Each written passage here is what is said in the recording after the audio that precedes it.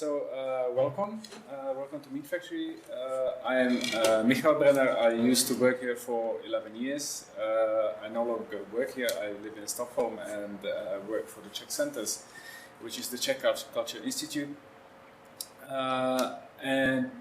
This workshop is the last event of a project that we, with colleagues from Insomnia Festival in Tromsø, and here at MeetFactory, wrote in 2020, and we got Norwegian grant money for this, and it's part of what we will be talking about.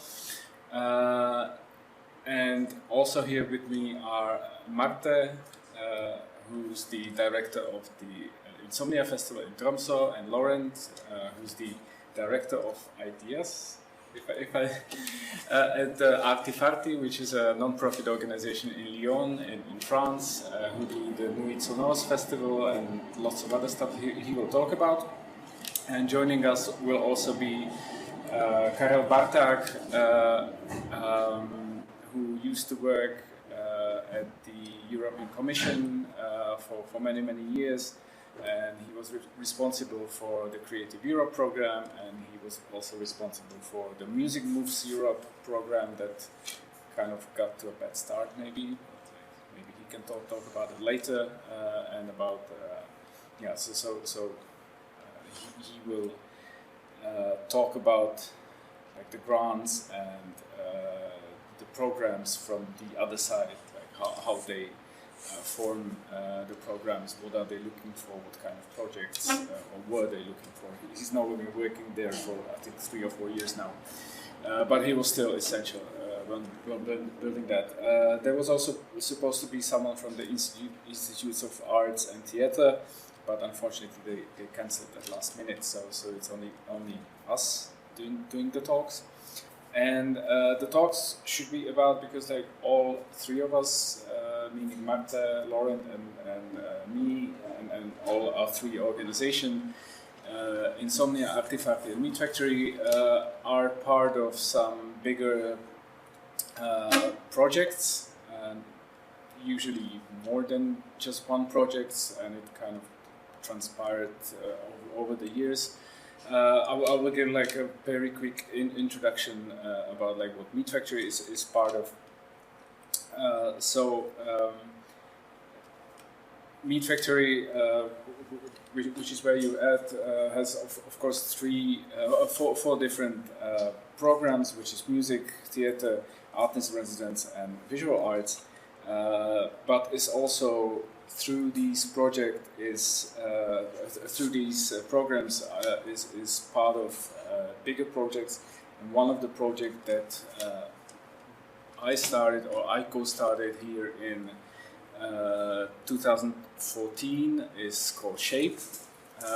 It's a platform. It was then a new program by Creative Europe, and we were one of the first, I think, 10 platforms that got awarded this grant. It's a bigger grant scheme than the cooperation projects that were used to that the Creative Europe and the European Commission had at that time,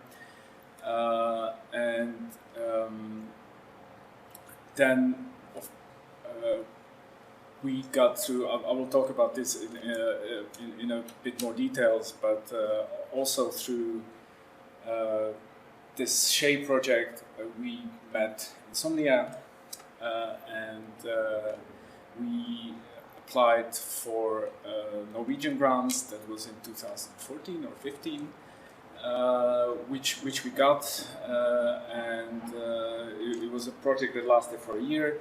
And now we're in a second round of that project, like a continuation of that project, and this is the last event of that. So this is only between Insomnia and Tromsø, like a Norwegian partner and the Czech partner. And MeetFactory has also has few other projects. The residency program here at MeetFactory used to have cooperation project, which had a really long name, and I cannot remember that. Maybe Susanna. What was the? You mean other entries? No, like the first Creative Europe project that the residencies had. Yes. And now they have more of that, and like the colleagues from the residency program are not here today. So, but like I hope we will have enough expertise and knowledge about Creative Europe here today. So, but I would like you to introduce ourselves, like very briefly, like where are you from, what brought you here, and like what you would maybe like to learn or get more information about, so we can maybe fine tune what we will talk about. If you could start, please. I'm part of some good projects, and I'm here for preparation and get some more information and opportunities about fundraising and developing projects. Did you apply for any funding before? Yeah. Local or international or both? Local. Yeah. The record it's really fresh. It was very good project that it's working for me. It was world record in Tanzania, in Kilimanjaro. We fundraised this expedition, and we did it about 2 weeks ago. But there was a culture grant from the Ministry of Culture. No, sports. Oh, okay, that's interesting. I don't have any experience with that. Okay, it doesn't matter. Yeah. My name is Petra, I'm from Prague, and I'm a singer, but I also organize a festival, jazz festival, music festival, and this first year I did, this year it was the first year of this festival, and I'm planning a second year, so I'm here for inspiration for finding some money in grants and fundraising. Did you apply for any grants? Yeah, local grants. Like municipal or? Yeah. Okay, so my name is Michal, and I finished my master's studies 2 months ago in natural sciences, and I got a new job in a research institute here in Prague in pedagogy. And a part of my job is fundraising, and I'm totally new in this field, so I never applied for anything, so I'm here just to start, I don't know, I need some information or to have some orientation in the field. The gentleman. Hi. Sorry, we're just doing a round of introduction. Yeah, thanks. Cheers. Yeah, I got that. Yeah, so my name is Miroslav. I'm the curator of the Lidice art collection. I have a number of years of experience of applying for grants, especially at the time when I run a small gallery here in Prague called Litos. And which we closed, but now moving into the public sector kind of brought into my attention this need to kind of maybe try to multifacet the collection, which was previously only focused on the memory, and I think there is a part that's about living, and it would be interesting to hear perspectives on these, especially EU projects and stuff like this. Thank you. Hi, I'm Wouter. I run a small electronic music agency. Started this year. Everything is quite new for me, especially in grants, these kind of topics. So I'm here to get much knowledge and started to work with 2 agencies, one in Poland, in Krakow, it's a Granko agency, and one in Bratislava, it's SPFM, and we're trying to create a project and apply for a visa grant. So for me it's quite interesting to hear experiences and what to do. I cannot really hear. I will come closer and sit down so it's not like so formal that I'm standing and not sitting, but Tomáš will have to realign the microphones, and because we're recording this we will put it on YouTube for those who cannot come in person.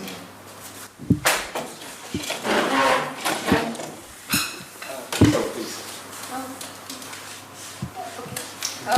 I'm an artist and director, and we are already with the team in fundraising process for a year. It's quite tough, these films, especially if you're applying for just like, for example, Creative Europe or House of Europe or just Goethe Institute or something. But also I would like to start the Indie Law at the start of 24 so I'm here to hear other experiences.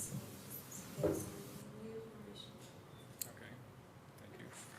Well, for Lauren, I just said who you are, but maybe just like super briefly. Yeah, briefly. So I'm Laurent from Lyon in France. I'm working for MeetFactory.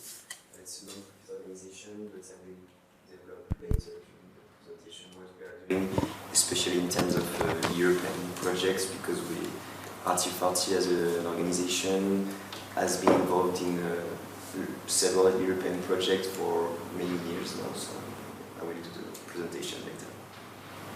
Thank you. Marta? Hey, my name is Marta, and I'm the CEO of the Insomnia Festival. I'll tell you more about the festival itself, but I'm here also to share knowledge. We are very much an organization that is funded on project collaborations, and been working with that for the last 15-20 years. My name is Peter. I'm a freelance photographer, but with my colleague who runs Chemistry Gallery. Last year we started like a first mural art festival here in Prague, like a street art festival, and we did the first edition, but now we are looking for like some fundings. We already applied for some grants and PPF Foundation, but I'm here also to get some insights of other possibilities of funding projects like that. Thank you. And this is Tomáš, he's the nice to meet you. Technician here. And Zuzana, who was welcoming you, she works at MeetFactory. She used to be the production manager of the Artist in Residence program, and now she's the administrator of the international Creative Europe program and the Norwegian grants. And I'm super thankful that we have our own team, because maybe we'll get to that, but the Norwegian grants are tough. So I will maybe talk a bit more about the grants that MeetFactory is in, and how it all came about. Basically, MeetFactory was founded a long time ago, but it's at this location since 2005 or 2006. Previously, it's been at a different location, and it has always been an NGO, and it's not been a big NGO from the start. I started here in 2010 when it was, I think, 8 or 9 people working here. Now it's over 20 people. And up until 2014, all of the funding that MeetFactory got was mostly from the city of Prague. It has this building is owned by the city of Prague, and is rented to MeetFactory for symbolic 1 crown per year. But MeetFactory has to take care of the building and invest in it. The city is not putting any money at all. MeetFactory has to pay the energies and the upkeep and everything else. But there was the money, I think from 2010, it received the first multi-year funding. First it was for 2 years, and then it was for 4 years, and it's growing ever since. I think now it's 15 million crowns per year. I don't know, I don't work here for 2 years anymore. but I think it's 50 million per year, which is mostly for program. And this is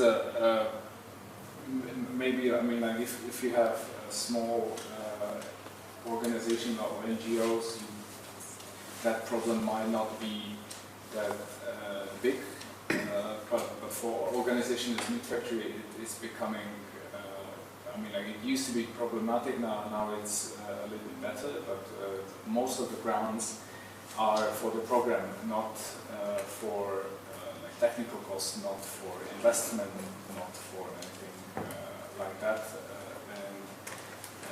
It's a constant struggle, and I don't really think it's getting, like the grants are getting any better in this, like all the Creative Europe program, the Norwegian grant, everything, like there's usually almost no money, or like there's a limit of maybe like 10% that you can spend on wages, that you can spend on rent of your own premises, that you can spend on energies and so on and so on.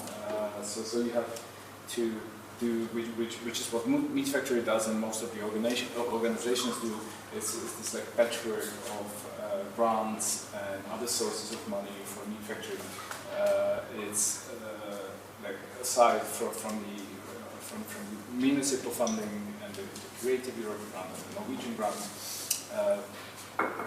MeetFactory rents its premises for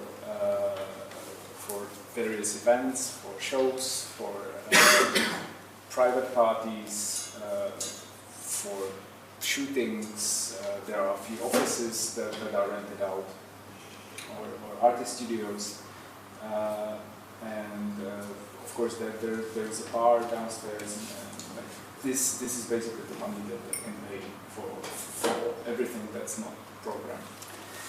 And yeah, it's been tough for the first couple of years. Now the situation is stabilized, but like this is the problem that I think, like if you would like to start like a big organization that you will run into, unless of course you have like a really solid business plan that, you know, maybe start a record label and you can sell enough records to pay for all these costs. And so on, and like, but like back to MeetFactory and the international grants. Before I started to work at MeetFactory, I used to run a music festival. It was called Spurn Festival, and it ran from 2006 until 2011. And during the time that I was running that festival, it happened here in Prague. It was very similar to what Lunch Meet Festival does now here in Prague, or Alternativa, which is happening this week. We applied for some funds back in 2006 and so on. We didn't have any experience, but we applied for the Culture Institute, like Goethe Institute, British Council, back when British Council was still handing out money for culture, which they're not anymore.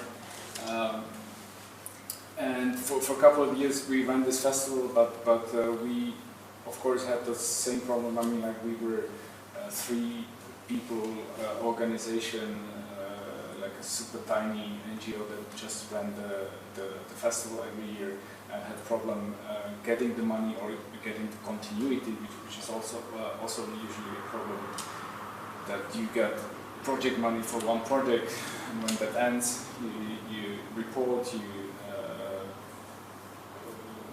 finish the project, and then you have to start again from the scratch and apply for new funding. And we started to talk to similar festivals around Europe that were some were already running for some time. For example, the CTM festival in Berlin that started as an offshoot from the Transmediale, that itself started as an offshoot of Berlinale many years ago. But we found out our Unsound festival in Krakow that was also starting around that time. I think it started in 2004. and we found out that we have like very similar problems. We book similar artists. We know the same people, but we don't have any funding like for the projects that we wanted to do, and this is how like a very informal network has started. That was called, or is still called, ICAS, which means International Cities of Advanced Sound, and we first very informally started to talk and to see how we can help each other. And one of the things how we could help each other was to recommend artists or help book artists. For example, CTM in 2004 asked us like, hey, what's happening in Czech Republic and Slovakia? Maybe you can recommend some artists that could play at CTM. Which we did, and the same went for with Unsound, and this is how the network operated for a few years, and then we thought like, hey, maybe we can apply for some common funding. Maybe Marte was not part of Insomnia back then, but I think Insomnia was part of the ICAS project. That was the first Creative Europe cooperation project from 2008 until 2013, maybe, something like that. Yes, I started in Insomnia in 2013, but I think Annette was at least a part of the ICAS and ACAS. I don't remember exactly if we were part of that. Yeah, but there was the first cooperation project that I mean, like these festivals like Unsound and CTM and Insomnia applied for. There was no partner here in Prague, but I was kind of going to the meetings and was there when we started to write when we were writing the application. So I had some insight into that. And then the follow-up project or platform was shaped where we kind of formalized these like recommendations of artists and like sharing, because like all of the festivals that we were running were booking emerging artists and like young European talents, and like, so we just kind of, rather than informally asking Unsound like, hey, can you recommend some Polish artists to play at our festival, we made this platform that did this for everyone, and like out of these like informal platform that the network, the ICAS, that has around 30 partners all around Europe. Like there were many festivals in France, in Netherlands, Belgium, in the Baltics, some of them in Eastern Europe, not that many at that time. So 16 of them became part of this platform. Or like when we were writing the application, I basically asked in a room like this, like, who wants to be part of this application? And 16 people raised their hands, and these 16 became part of the Shape platform in 2014. But what do I really want to tell with this story is that like, there was already an existing underlying informal network of partners that knew each other, that were meeting each other, that had similar problems, talked about these problems, and I think that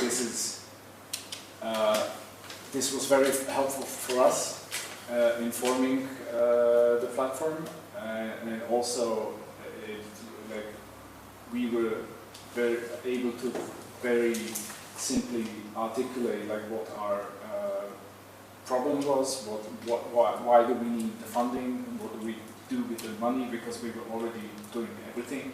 We just formalized it and wrote it in an application, which is, I only later learned that this is not how usually the European projects form. Usually it's someone just like, hey, there is a call, maybe we can apply.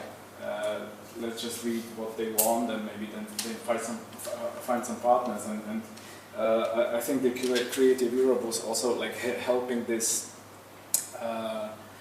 process in a way, because they had this like marketplace of organization. Like if you're looking for, I don't think they do that anymore, but I don't think they should actually, because it's I think it's the wrong way.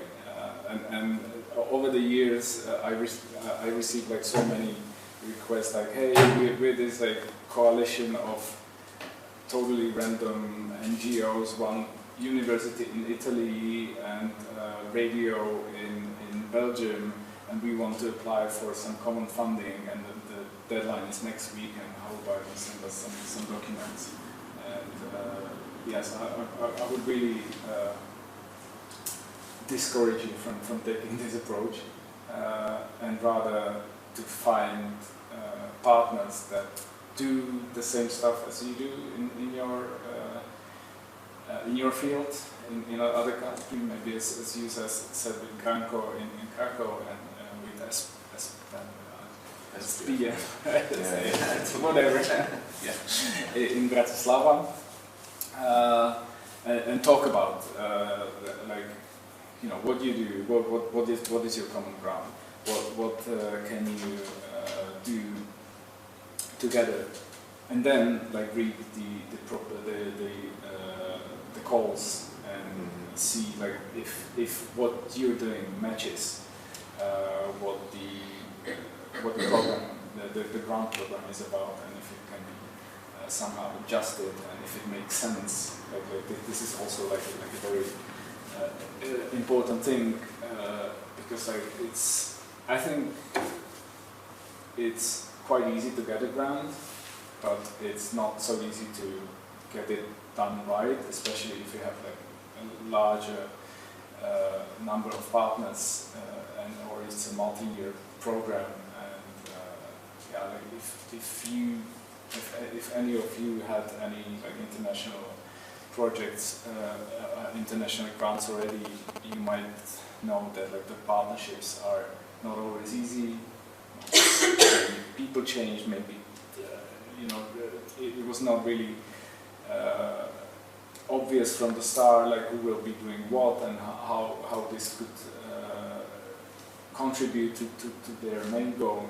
So it's really super important to talk through this, or maybe like visit each other and see what these partners are doing, what you're doing, how it fits together, how it fits the program, and like very clearly set the goals and the activities to get to those goals.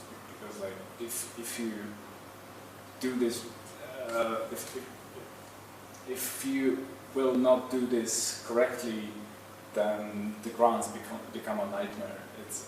It's supposed to give you money, but it will only, yes, you will get the money, but you will only get like stress, because you will not be able to fulfill it, or you will have to tweak it somehow, and you know, like this, it's very, I mean, like, yeah. After doing this for 10 years, I would rather not apply for some grants, or I mean, I will be very picky which grants to apply for. Which is to say, like this Norwegian grants, like this has like very different problems. As I said, I think it's an administrative nightmare, but we got kind of greedy for the grants, because the grant is the limit is 200,000 euros, which is 5,500, or was 5.5 million Czech crowns when we were writing the grant in 2020. But it's so much work and so much administration and so much stress that it's maybe not worth it. So this is one extreme, and the other extreme is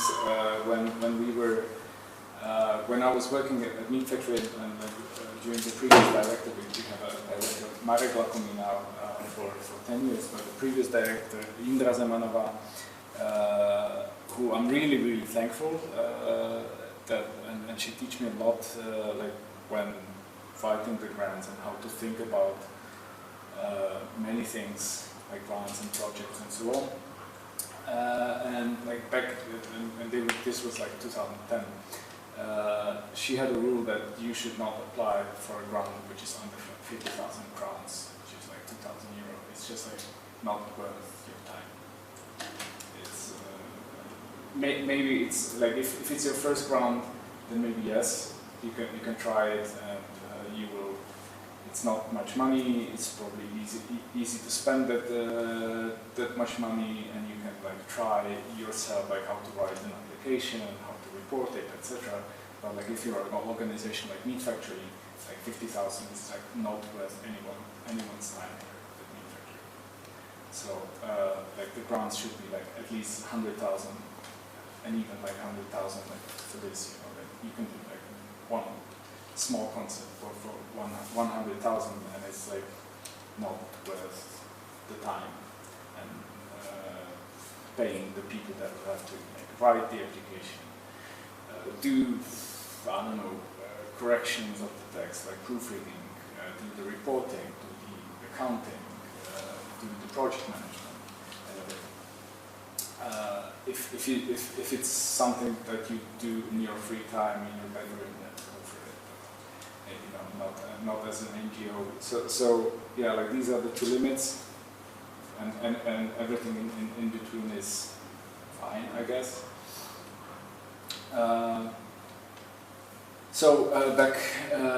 Back to Shape. So Shape formed in 2014, and we are still running after 9 years. Now we're in our third period of Creative Europe funding, which was first it was 3 years, and it was 4 years, now it's 3 years again, and it runs until 2025.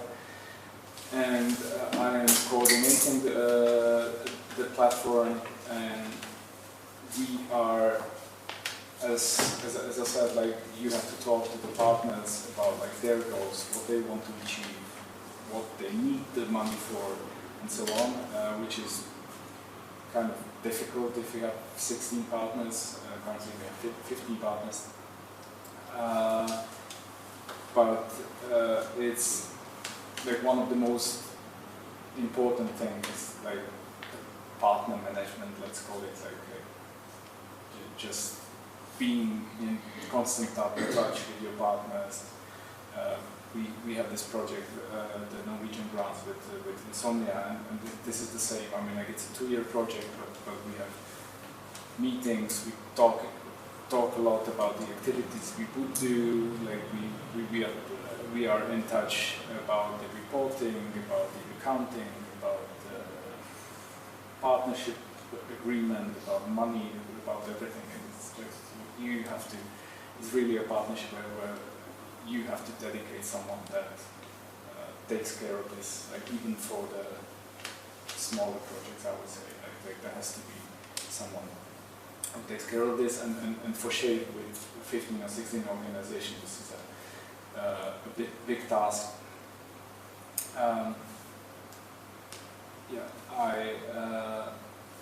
I mean, like I didn't prepare much for this evening because I would rather ask you like what you would need, what you would like to learn, like what kind of funding maybe you would like to apply for.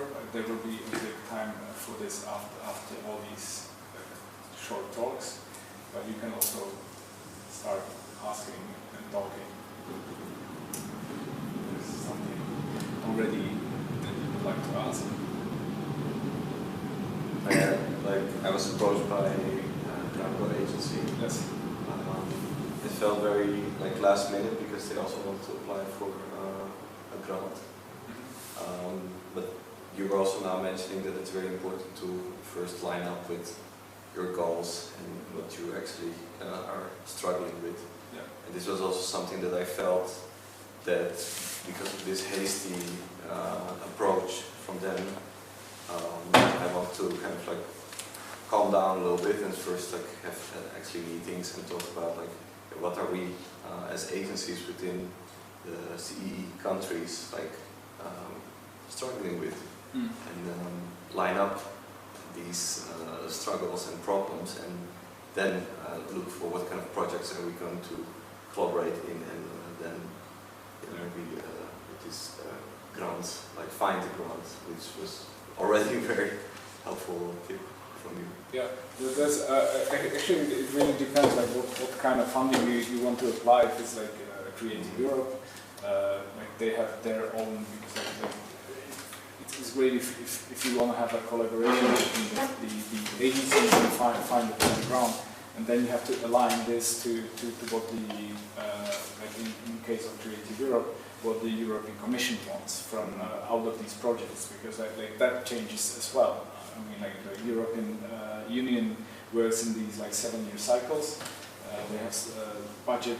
The European Parliament approves a budget for 7 years with certain priorities, and these priorities are like trickled down into like all these agencies and like the Commission and the directors generals to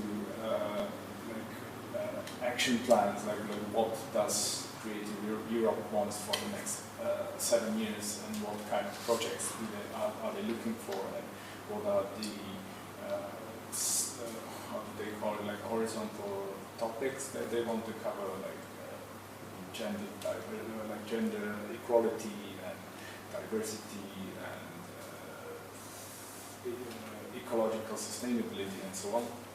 And then like when you find out like okay, like we have these like 3, 4, 5 organizations, and like this is what we want, and then like is even like Creative Europe for us if they want this or that, and yeah, and it's like you kind of like have to read through the calls of the program, and a little bit read in between the lines. Or maybe like talk to someone like Karel will be here talking in the afternoon. I mean, like for the Creative Europe, when the program started, what they mostly did was when like 3, let's say, theaters applied for common funding, and they exchanged their place. Which means like, I don't know, like Slovak theater went to France to present their Slovak play for the French audience. The French theater went to Italy and presented their play to the Italian audience, and the Italians went to Slovakia. But like this worked for some years, but like. And this already, like in 2015 or 16, the European Commission thought like, hey, but like this is not creating any additional values, because I mean, like, yeah, like these people go to a trip for a few days, and then they come back and there's no follow-up, that there's no value is being created, or no long-term partnership is being created, and like they kind of like change the focus slowly from that to creating something out of the partnerships, like, and like this is like now if you would want to apply for Creative Europe funding, there would have to be something that's lasting after like these. So like they don't want to be a travel agency for your artists, or it used to work like that for many years, but now you really have to find something that stays there, or you know, like you put these with the same example, like Slovakia, France, and Italy. You would have to do like a camp with artists from all 3 countries for 2 weeks, where they have to work together and thought of new projects, and then the projects will be international from the start. It won't be like a Slovak theater traveling to France, just like Slovak artists presenting their stuff in France, and like this is something that like has to be part of the Creative Europe program if you want to succeed. Yeah, it feels otherwise very short-term solutions that you create. It's not that has long effects. And this is also, I mean, I will mostly speak about music because that's my background, and most of the projects that I've been doing were in music, and in music this was very much the same, and it's maybe even more prominent in this like DJ culture, where like the DJ flies in to the next city using the cheap Ryanair or EasyJet flights, plays a gig, stays a couple of hours in the backstage, and then flies to the next destination. And there's not much being created in the terms of like long-term value, and there's no continuity in this. Maybe there's like next artist or this artist is invited again after some time, but like, yeah, this is pretty weak connection. So usually you have to, like if you want to succeed in your program, you have to think of like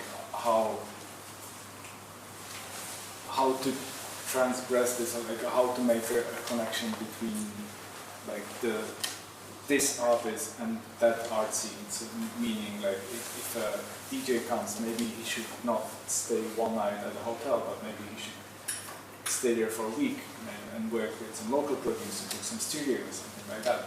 Yeah. And so that should be the goal. And this is what we're doing, and this is how we're writing the applications right now. That it's like mostly, I mean, like residencies, which what I just described as a residency, basically, that a person comes to a different country to work for some time. They're difficult and they're expensive, and some of the artists do not really grasp the idea of a residency. But this is one example of how to create like this lasting connections and lasting partnerships and so on. So it could be mentoring. It could be, you know, you can bring experts from one country to another. Like that will also create some like lasting effect, rather than just like a DJ playing a big event to a sold out. And then it does not. And then if the one, so let's say there's 3 countries, and then there is like people coming from each country to the other. That's enough for the internationality, like for this residency thing. So it's like, you know, let's say the partner is from, I don't know, Slovenia, for example. So the Slovenian person comes to Czech for a month. That's enough for the internationality. Well, I mean, like it depends on what the artist does there. So I mean, like the artist should somehow mix with the locals, or create some project with the local artists, or with the local environment, or with for the local audience. But like yes, like basically yes. But like the creative, I mean, if you have this like bigger Creative Europe program, that basically the basic rule is that the money should be spent on like these international connections. I mean, like you cannot apply for Creative Europe or any European funding and spend it for a Czech artist to be presented at a Czech festival to the Czech audience.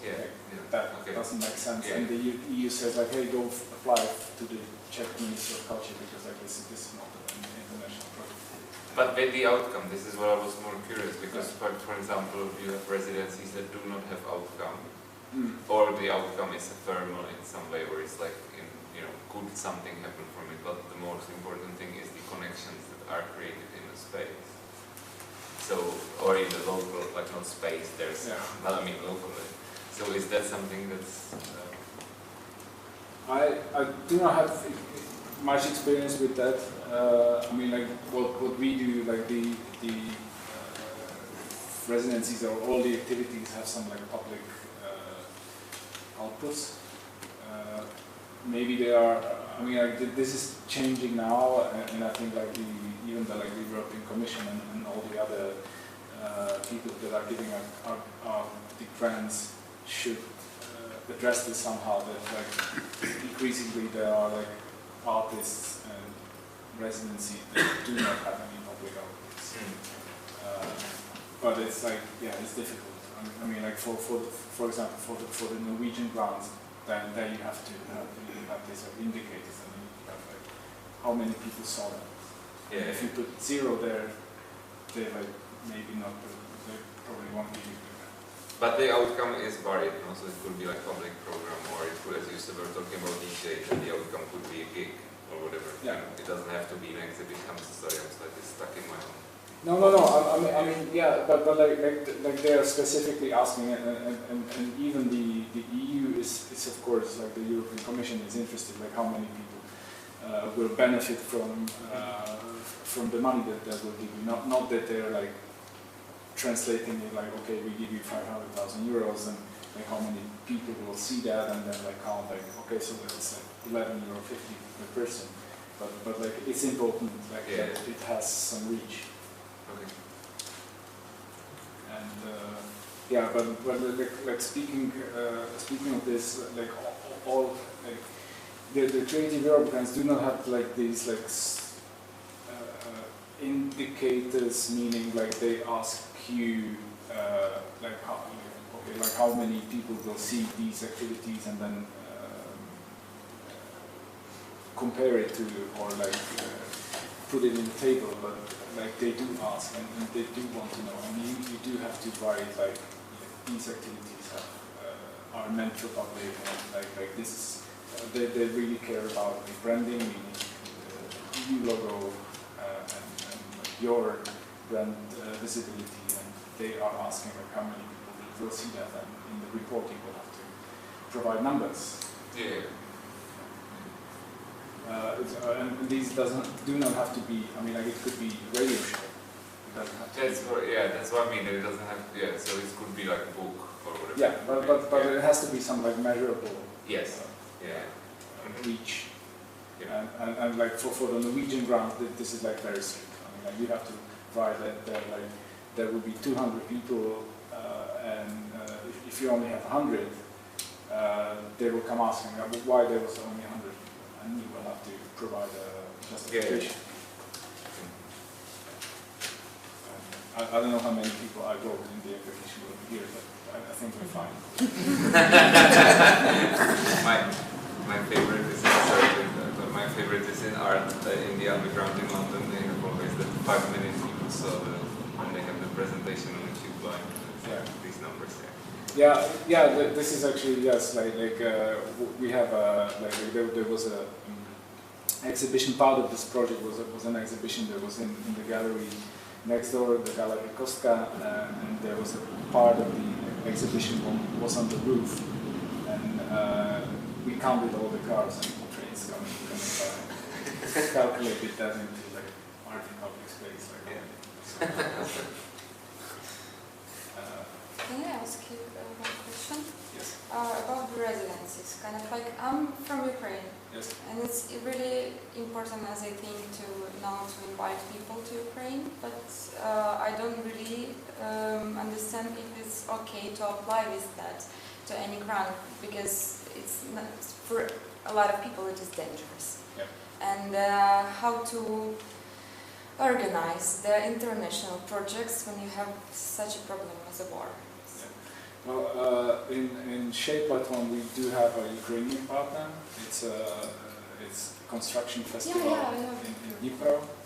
It's run by this Kultura Medialna organization, and it's difficult. I mean, like we applied for the funding before the Russian invasion, and we got the funding before the Russian invasion, and they were like before that, like they said like, okay, we do what you all other guys do, which means like residencies and so on. And when the invasion started, I asked the European Commission and the agency, like, what should we do? That there's a war going on, and they said like, try to continue as you planned. They were not actually very helpful. No. But we still do have the money, and we have to fund them, and Construction Festival at Kultura Medialna, they are still a partner, and what we are actually doing is, and I'm not super happy with that, but like we do like their activities in exile, meaning like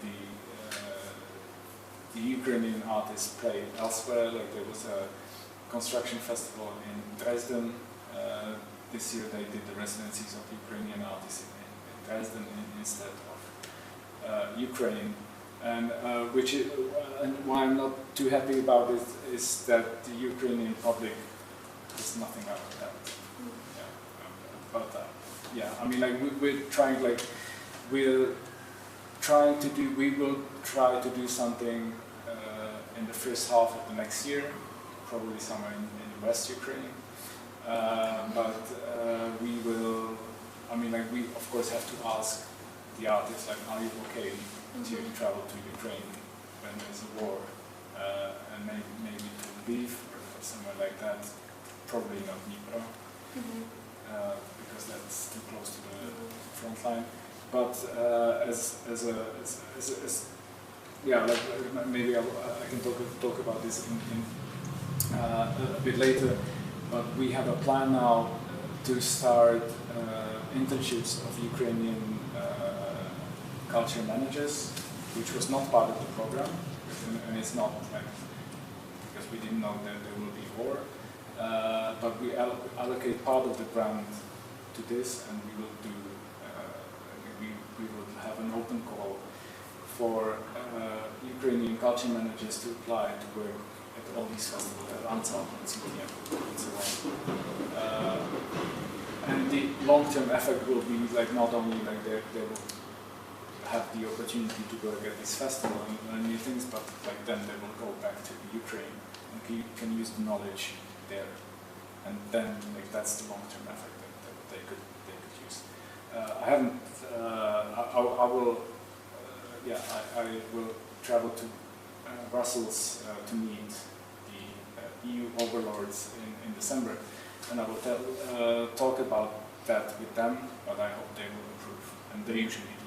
They're open to these kind of changes in the project, and this is the main thing. I mean, like if some grants are more flexible than others. The Norwegian grants are not flexible at all, or I mean, in some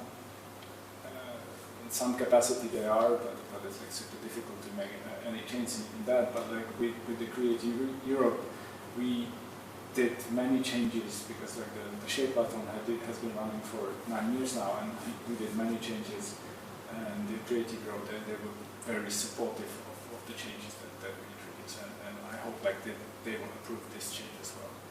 And we will reallocate the money that was supposed to be spent in Ukraine to spend it outside of Ukraine, but involve the culture managers from Ukraine. So like, yeah, like do not be afraid to ask for these changes. I mean, like, maybe you will have to do a lot of admin and paperwork for that, but usually they're open to change.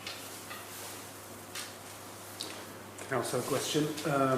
As we're doing this street art festival, it's called Urban Pictures, so we have a kind of friendship, or we made a friendship with the cities like Belgrade and Tbilisi in Georgia. Because a friend of mine, he is doing similar festival in Serbia, and we met the guy here in Prague he was doing like also street art festival in Georgia. And as you were mentioning, like, what's the main advantage, or shall we, if we want to cooperate, and maybe also if we want to together apply for some grants, is it better to create some kind of new entity that would be like above all these 3 festivals, or no, it's better we don't have to? No, it depends on the grant that you are applying, but usually it's counterproductive because when you applying, like many of these grants have like some minimum requirements, like your organization has to be at least 2 years old, has to be like this kind of minimum turnover per year, okay. And so on. Like they will. Depends like which grant and how high is the amount. But I mean, like if the EU would want to give you let's say €500,000, they would want to make sure that the organization is stable enough to handle that kind of volume of money. And if you start like a new organization that has no previous record, they will probably not give you the money. Yeah.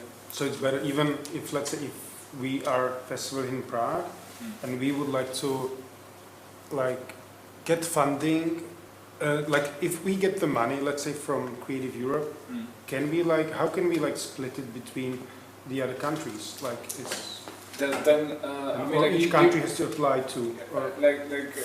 Practically, you have you will do a contract between the three of you, and the contract describes the flow of the money. Yeah, okay. But for like that will only come later, like when you get the money. But like in the application, you just describe like we will get €500,000, and 20% of that will be for the administration of the network and for the meetings and for the coordinator and for the accounting and for the lawyers and for the website and for so on.